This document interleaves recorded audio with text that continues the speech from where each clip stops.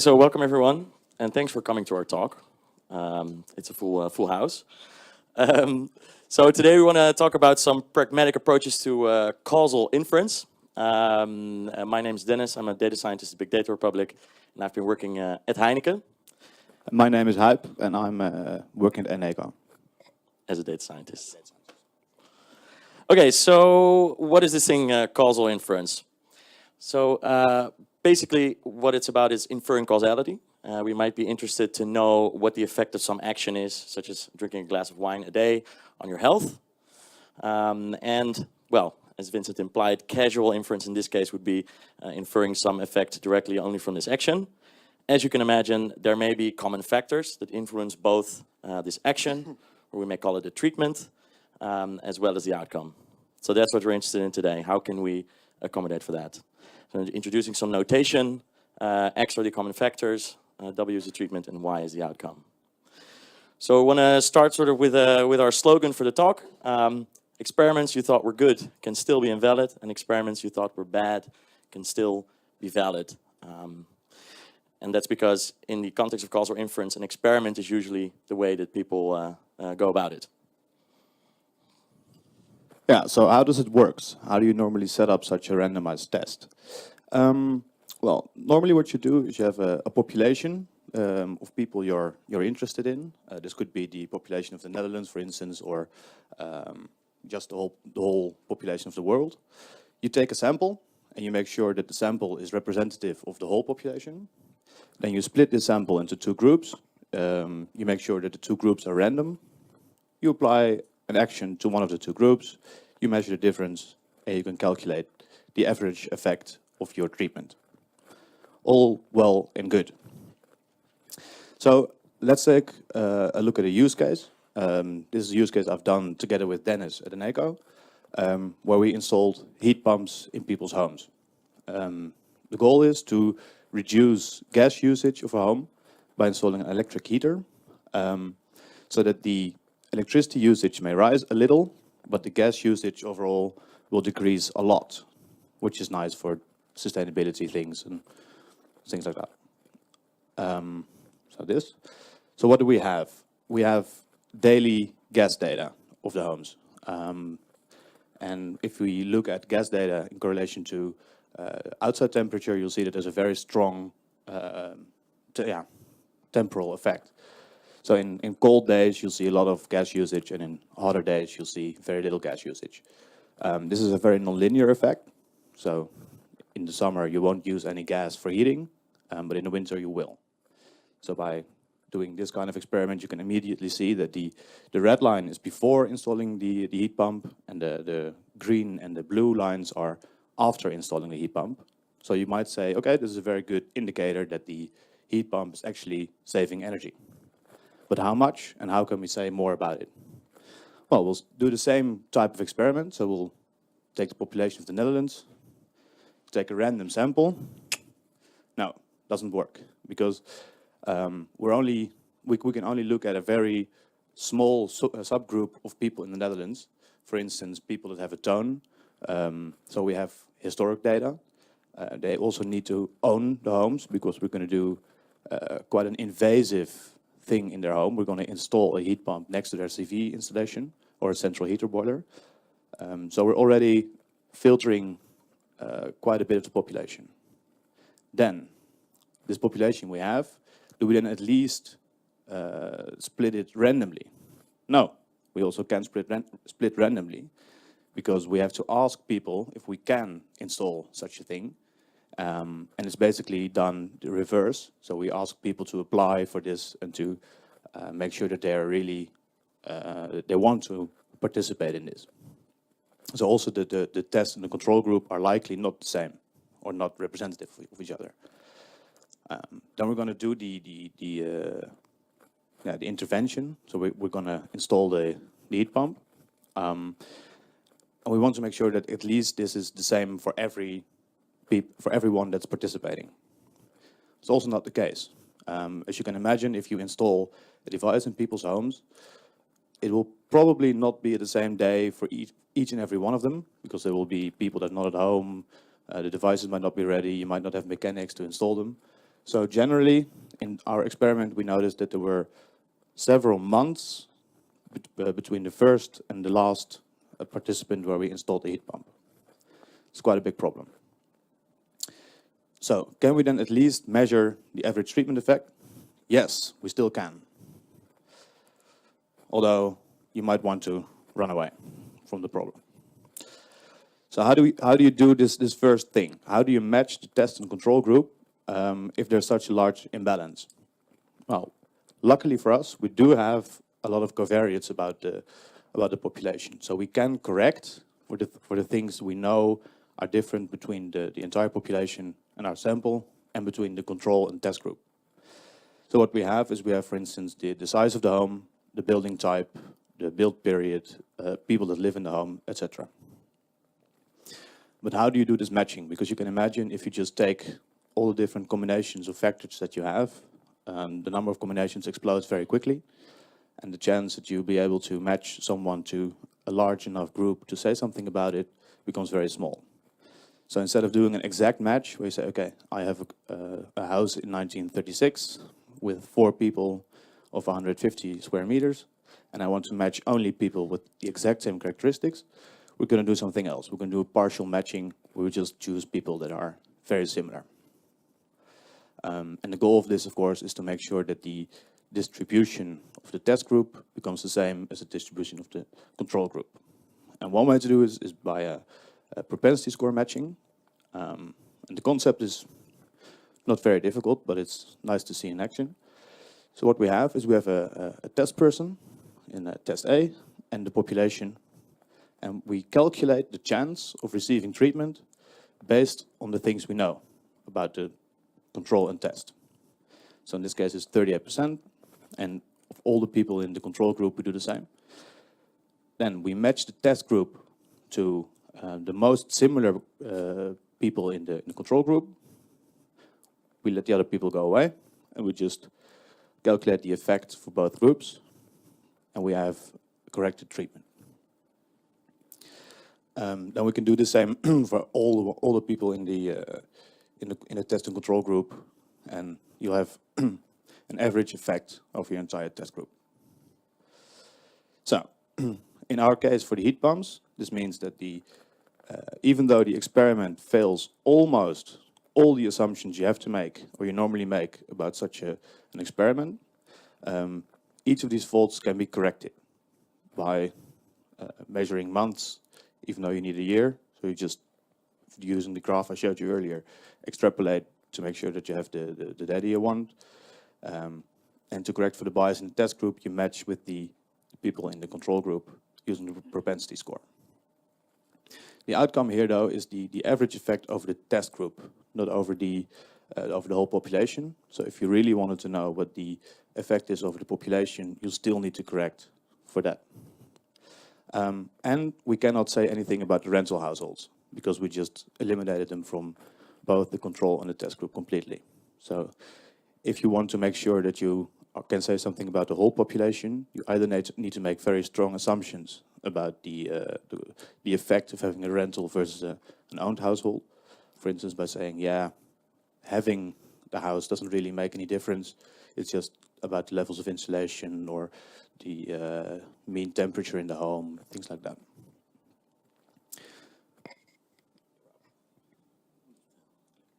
Thanks, Huib. So Huib just took us through one concrete example of applying causal inference in a business context in terms of propensity score matching. So I'm just going to look at a different one. When I was at Heineken, we were doing a project on cooler placement. So we have some sort of outlet, and it has a certain yearly profit that we measure as a company. And we're interested to see what happens if we place a cooler in this outlet. So how much does the profit go up?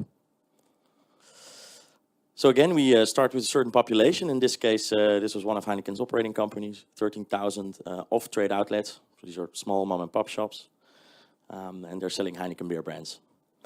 And they may or may not receive a cooler. So the first step is we're going to take sort of a random sample from this population. Actually, there we're okay, because this is actually an observational study. So the coolers have already been placed, and we're actually measuring sales in all of the outlets. So our sample is, in fact, the population. So that's a good thing. But then when it comes to randomly subdividing this into two groups, this is where it fails, because obviously the coolers have already been placed, and it's been done on the discretion of some sales representative who decides whether or not the outlet is good enough, has good business practices in order to get a cooler. Yeah, these good business practice outlets, they're called gold outlets, and you have silver and bronze as well. So then maybe we can try and have a similar intervention for all the people getting this cooler, for all the outlets getting this cooler. Well, it's also not the case because they've been placed over a period of many years. And it's even worse than the case with the heat pumps, because actually these cooler movements are not tracked. So they've only started tracking this last year. So we only know where the coolers are right now, which is also an interesting scenario that you might run into. So what can we do? We can take the last year's profits as an indication, and then try, and then just assume that the treatment effect over years is constant. So you don't have some rebound effect that the profit goes down after an initial period. And then, we'll treat it as an experiment that way.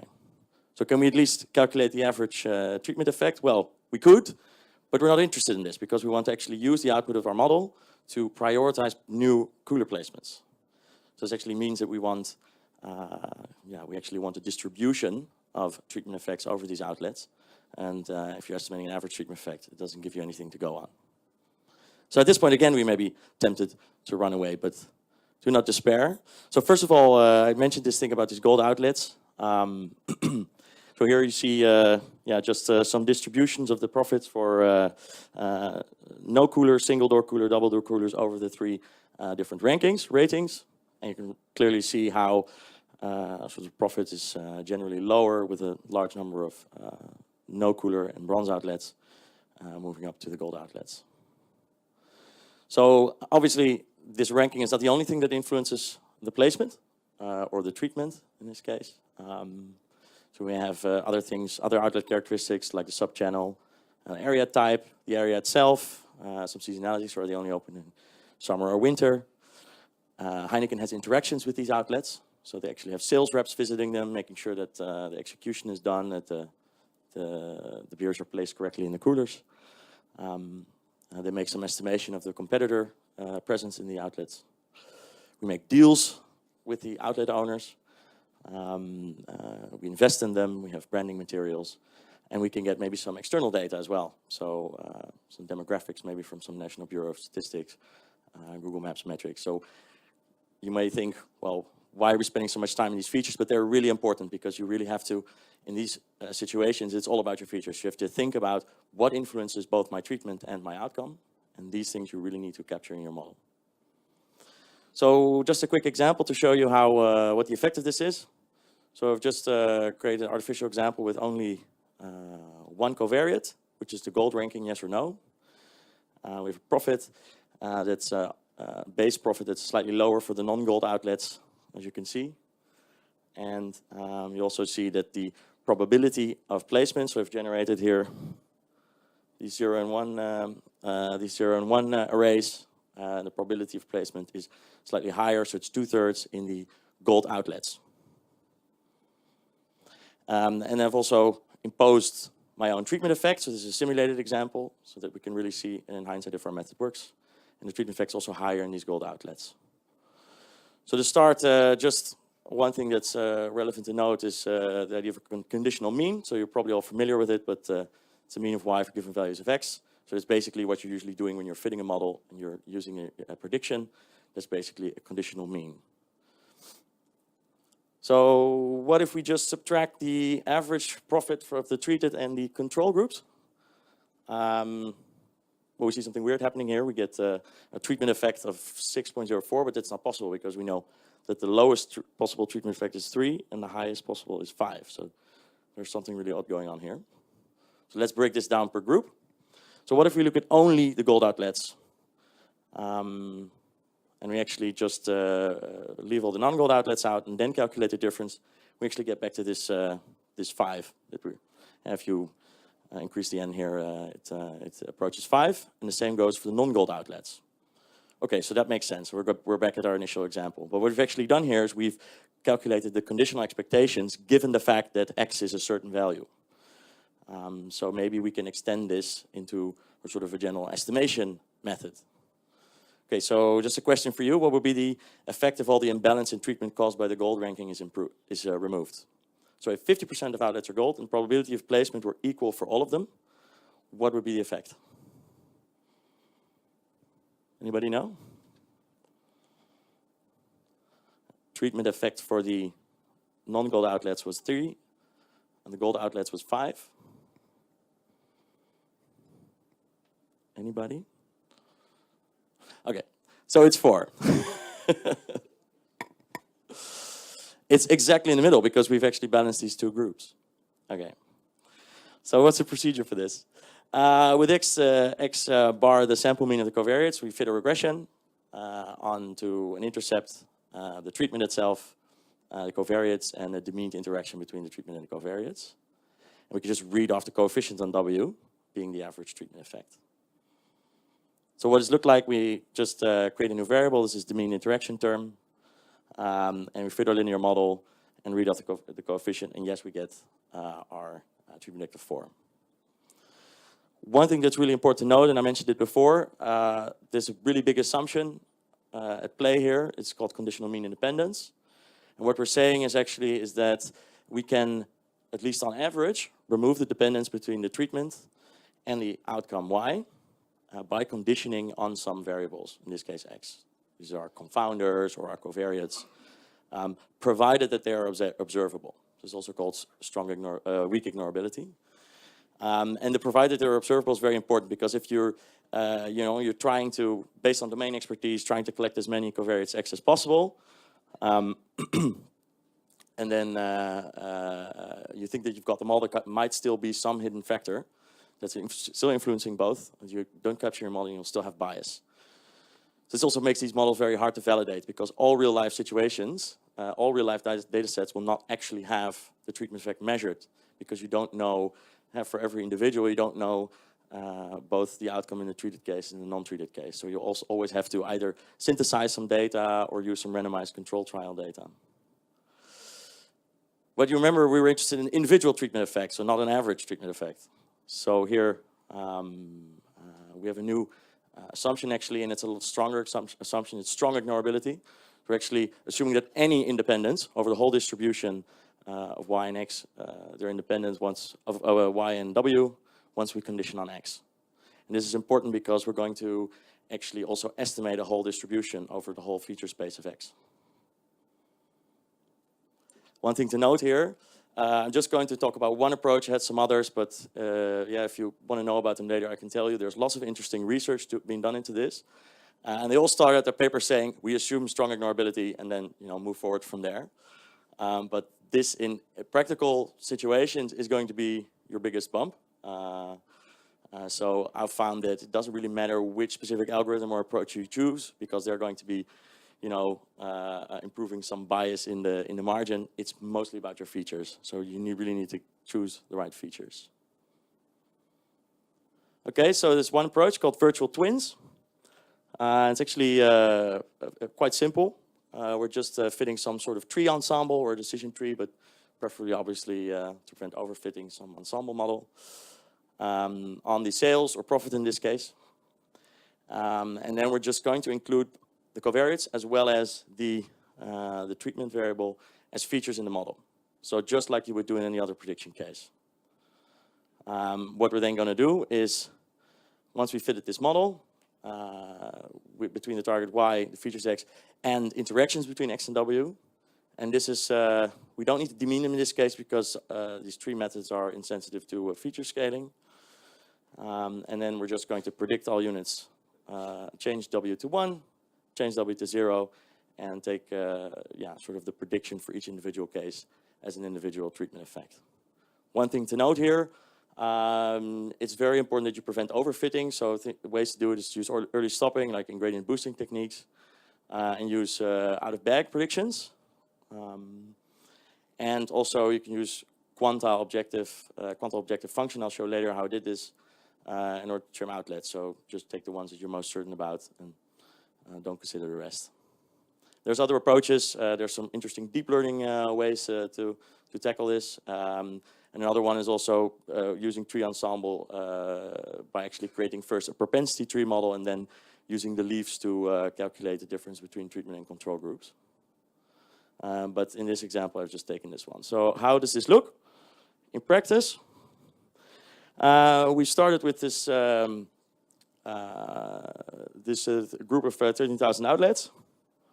Actually, there's a slightly smaller sample, I think, here, because these are all the outlets that we've selected for this round of the experiment. And on the x-axis, you'll see the predicted profit by our model. On the y-axis, we can see sort of the profit that we've actually measured this past year. So this is just also a way to see how good is my model working. So this is R squared of about 50%. So first what we're doing is actually we're trimming everything at within a quantile bound of 90%. So we're actually just considering those outlets that are, we're reasonably more certain of how good the model performance is. We're going to select, we're actually calculating this potential uplift in case of an upgrade for all the outlets and selecting the ones with the highest uplift. So we can see that we've selected quite a few outlets that don't have a cooler yet, which you would expect, but we can also select outlets that have a small cooler and upgrade them to a bigger cooler. And these arrows here are just showing how the profit would go up in case of this, placement and the new situation. So strong ignorability in this case was probably a bit of a harsh assumption to make, but and especially if you're looking at cases like in medicine, you really want to be accurate on your individual patients. But in some business contexts, you may say, well, at least in the group that I've selected for my treatment, on average in this group, the treatment should be okay, should be what we expect. If your business context allows basically some error on individual cases. Okay, let's recap. So, your perfect experiment will likely be ruined by harsh reality. What this means is that even though you might have the ideal conditions in your head or on paper, some business guy will come along and say, nah, we're going to change it a bit. We're going to choose people differently than how you might want it. But you might still be able to fix it. For instance, by using propensity score matching to match again the test and control group or your whole population and the sample.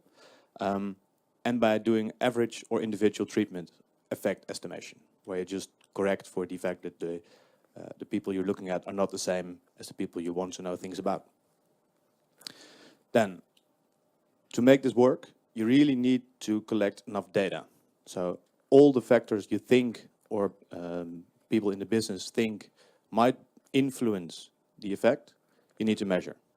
And this also means that you need to keep very good track of how your experiments actually performed. So when is the treatment applied, to whom, measure things correctly, make sure you don't lose data, make sure you don't flip things, and also to make sure that you basically measure everything you want to know about the individuals. So this can be done by just sending out question lists or just measuring things. But this is really important because, as Dennis said before, the biggest bias in your model will not be the machine learning model you choose, whether it's linear regression or a very fancy deep learning model. It will be the data you put in, because the biggest effect is always the effect you don't know. Okay, well, thanks for our talk. We'll have some time for questions, I think.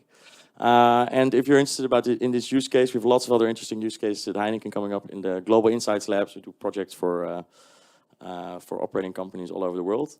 And they're looking right now for senior data scientist, senior data engineer. So have a look at that.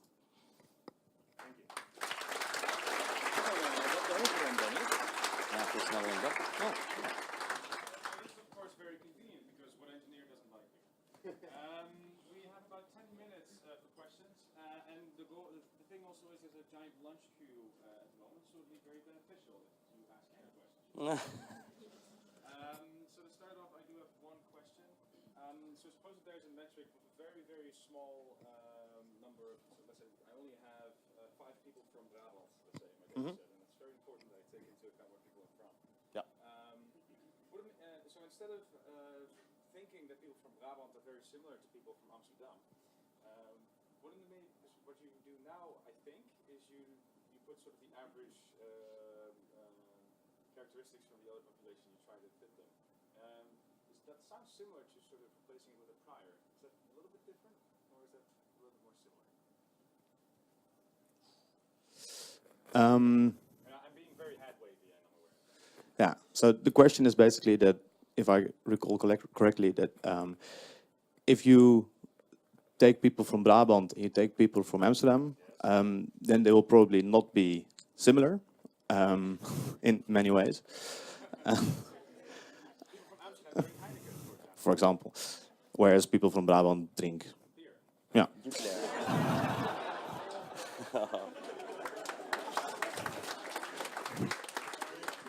I think we can conclude that Heineken will not be a sponsor next year. Well done. Obvious joke. So at the conference, we have been drinking Heineken. This is an obvious joke. Okay. And the question was, what if you have not enough people in Brabant to really make the case that you can model things? Would it be the same as saying, okay, we have a bit of a prior that we can establish beforehand before doing the entire experiment? Well, yeah. Any other non-controversial questions? Could you maybe explain how the ranking works of the outlets? So what is it based on, and is there actually a chance that an outlet changes ranking during the year of your measurements, that it maybe went from silver to gold, for example? Is that a possibility? Oh yeah, that's very possible. Yeah, so the question was how big is the influence of the ranking of the outlet, so gold, bronze, or silver, and what happens if it actually changes during your year of measurement. So we're just using the last known ranking. What they usually do is they've explained this process so that it's important to know how your covariates are created. So in this case, once every year, they create sort of a scoping for the whole market, and then they also change these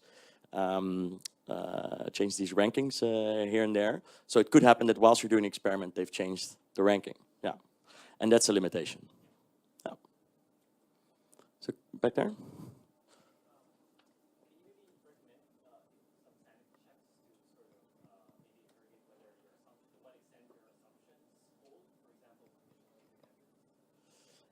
So the question was, do you have some sanity checks to know whether your conditional mean independence holds? So this is a bit of a death trap, because in one way you'll never know, right? Because there can always be some selection bias. You can never really verify it. So I think a talk yesterday by Lucas gave some really interesting insights into what just seeing what happens. How good is your predictive probability of your propensity score? So that's a good one. How good is the model fit on your propensity score? So predicting the probability of treatment. Another one would say, from a purely statistical perspective, do proper research where you use lots of different estimators, different time periods, different types of measurements, and see if they all come up with the same answer. Well, it's obviously a bit tedious.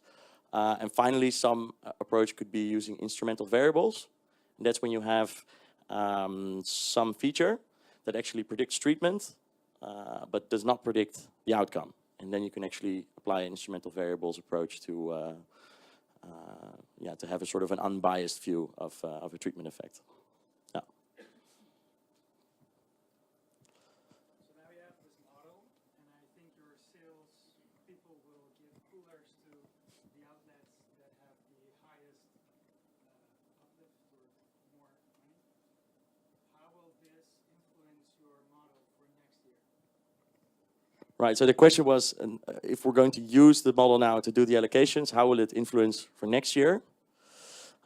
This is a classical problem in machine learning, right? Because it's like when you have some call center that's, or some in telecom company, you have a department that actually filters certain problems with subscription payments, and then you build a model on on that labeled data. And then you're actually replacing those people, and then it becomes a sort of a self-fulfilling prophecy.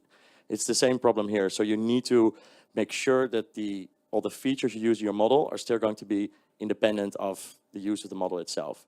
So if these sales reps are going to say, well, the model says it's a good outlet, so I'm going to improve the ranking, that's not something you want, because then you're actually yeah, creating your own reality, as you're saying. Does that answer your question? But then basically you're saying please don't use the model because it might introduce biases. No, so use the model to do the allocations, but don't influence the covariates that you're using in the model. Don't change those. Yeah. There's another question there? Yes. Yeah, they're all out of sample. So some sort of a cross-validation strategy. Yeah. Just a k-fold. Yeah. Just a shuffle split. You might want to choose a high number of folds because otherwise the predictions can be quite unstable on an individual outlet basis. Yeah. More questions?